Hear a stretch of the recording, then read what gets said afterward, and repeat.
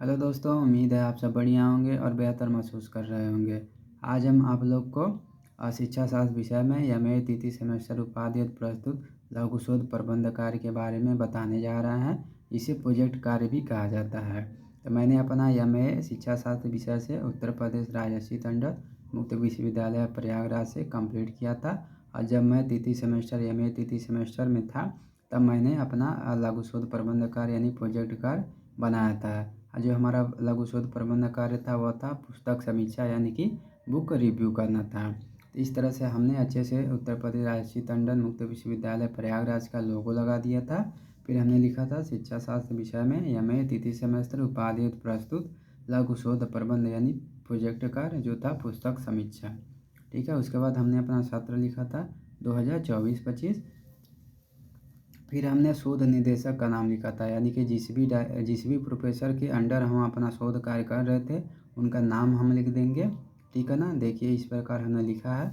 और जो भी शोधकर्ता रहेंगे वे अपना नाम लिख देंगे और एमए शिक्षा शास्त्र तृतीय सेमेस्टर लिख देंगे और अपना नामांकन संख्या लिख देंगे। ठीक है, उसके बाद आते हैं अध्ययन केंद्र लिख देंगे। जो जिस भी अध्ययन केंद्र से आप एमए कर रहे हैं, तो हमने जवाहरलाल नेहरू स्मारक पीजी कॉलेज महाराजगंज से किया था, जो हमारा अध्ययन केंद्र था। और जो हमारा शिक्षा शास्त्र विभाग था वह था उत्तर प्रदेश राजर्षि टंडन मुक्त विश्वविद्यालय प्रयागराज। तो इस प्रकार आप देख सकते हैं हमने अपना लघु शोध प्रबंध कार्य यानी पुस्तक समीक्षा का पहला पेज कंप्लीट किया था।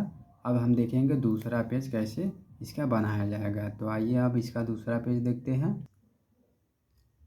अब हम देख रहे हैं लघु शोध प्रबंध कार्य का दूसरा पेज, जो कि हमारा प्रमाण पत्र है। तो प्रमाण पत्र में भी हम देखिए ऐसे लोगो लगा देंगे उत्तर प्रदेश राजर्षि टंडन मुक्त विश्वविद्यालय का, और इसको लिखेंगे प्रमाण पत्र। प्रमाण पत्र में लिखेंगे प्रमाणित किया जाता है कि प्रस्तुत लघु शोध प्रबंध कार्य पुस्तक समीक्षा एमए शिक्षा शास्त्र तृतीय सेमेस्टर के परिपूर्णता के संदर्भ में उत्तर प्रदेश राजर्षि टंडन मुक्त विश्वविद्यालय प्रयागराज को प्रस्तुत किया गया है। अब करा प्रस्तुत प्रोजेक्ट कार्य संदीप गुप्ता एमए शिक्षा शास्त्र द्वारा मेरे निर्देशन एवं संरक्षण में संपादित किया गया। इस वृत्तांत का कोई भी अंश किसी भी अन्य उपाधि के लिए प्रस्तुत नहीं किया गया है।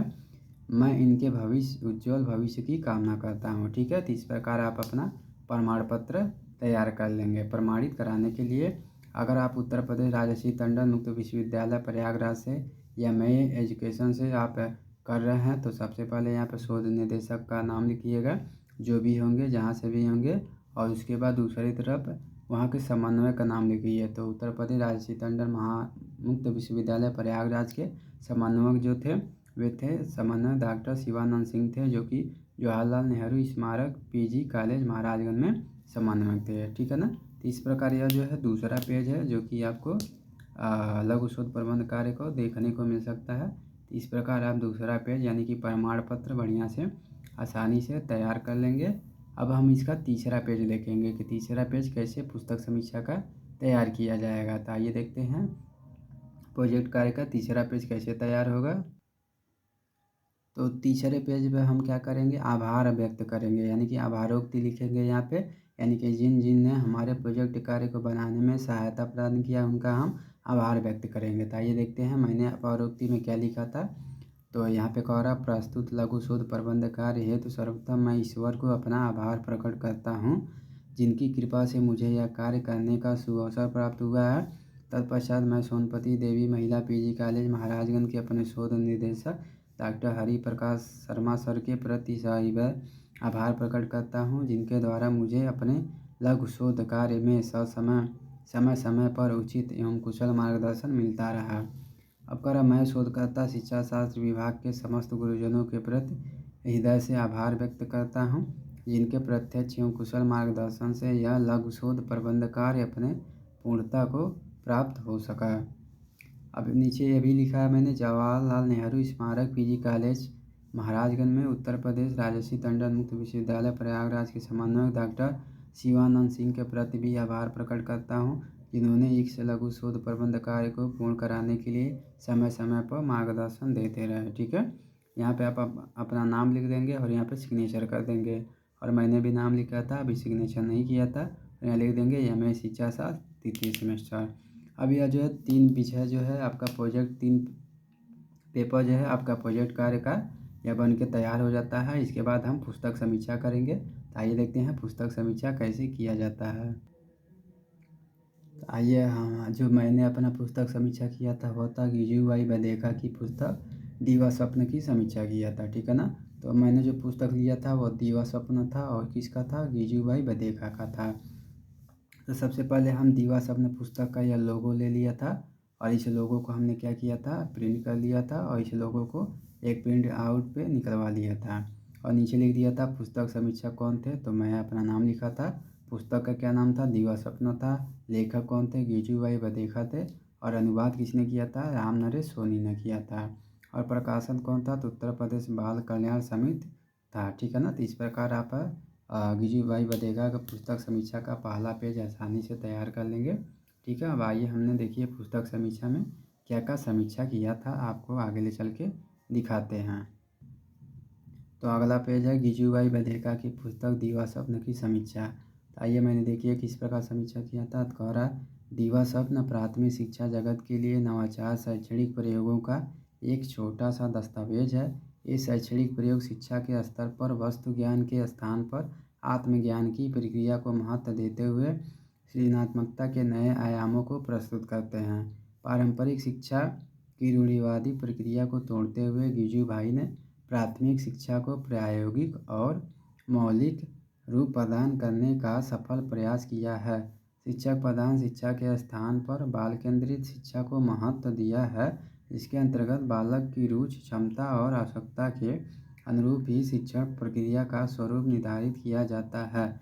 इस पुस्तक के अंतर्गत गिजुभाई के शैक्षणिक प्रयोगों का उद्देश्य प्राथमिक शिक्षा की रूढ़िवादी प्रक्रिया, बालकों में बढ़ रही शिक्षा के प्रति निरस्ता, विद्यालय के द्वारा दिए जा रहे अनावश्यक बोझ और शिक्षकों द्वारा प्रयोग की जा रही रटंत शिक्षण पद्धतियों को दूर कर शिक्षा को आनंदमय और सृजनात्मक रूप प्रदान करना है, ठीक है ना। अब आइए आगे देखते हैं क्या क्या लिखा है इसमें। तो आगे कह रहा कि गिजुभाई के वास्तविक अनुभवों को शब्द देती इस पुस्तक की रचना गिजुभाई ने स्वयं 1932 में गुजराती भाषा में की थी। पुस्तक की आवश्यकता को शिक्षा के क्षेत्र में महसूस करते हुए कुछ समय बाद राम नरेश सोनी ने इसका हिंदी अनुवाद किया। गिजुभाई ने अपने शैक्षणिक प्रयोगों को एक काल्पनिक पात्र शिक्षक लक्ष्मीराम के माध्यम से पुस्तक के अंतर्गत 4 खंडों में विभाजित कर प्रस्तुत किया है। एक वर्ष के अंतर्गत कक्षा 4 के विद्यार्थियों के साथ किए गए शैक्षणिक प्रयोगों की यात्रा को कहानी के माध्यम से साझा किया है। प्रथम खंड प्रयोग का आरंभ है। इस खंड के अंतर्गत बाल मनोविज्ञान को समझाने का सफल प्रयास किया गया है। अब कर बाल मन की इच्छाओं व जिज्ञासाओं को जानकर उसी के अनुसार शिक्षक को कक्षा शिक्षण के लिए शिक्षण नीति तैयार करनी चाहिए, ताकि कक्षा शिक्षण को सहज और रुचिकर बनाया जा सके। द्वितीय खंड प्रयोग की प्रगति है, जिसमें बालकों के साथ प्रयोग की प्रक्रिया को आगे बढ़ाते हुए शिक्षक ने शिक्षा मनोविज्ञान को समझते हुए बालकों में विषयों के प्रति रुचि विकसित करने के लिए खेल विधि का प्रयोग किया गया। हर विषय के लिए अलग अलग शिक्षण पद्धति का प्रयोग कर विषय के संदर्भ में समझ विकसित की गई।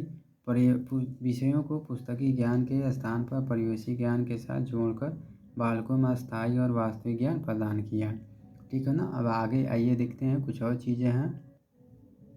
अब आगे कुछ और भी चीज़ें हैं लिखी हुई हैं, जिसको आप आसानी से देख सकते हैं, पढ़ सकते हैं और आप इसका नोट्स बना सकते हैं और आप भी अपना पुस्तक समीक्षा आसानी से कर सकते हैं। तो इस प्रकार मैंने अपना देखिए पुस्तक समीक्षा किया था और इसको बारीकी से लिखा था, इस पर गहन अध्ययन भी किया था और लिख के इसको हमने प्रमाणित करवा लिया था। प्रमाणित करके हमने इसको जमा करवा दिया था, ठीक है ना। तो इस प्रकार यह जो है आपका पुस्तक समीक्षा जो है यहीं पे समाप्त होता है, ठीक है ना।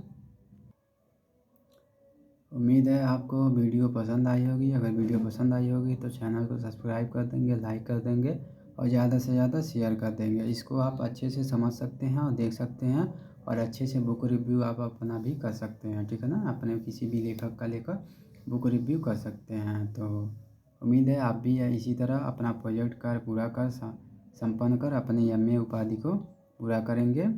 धन्यवाद।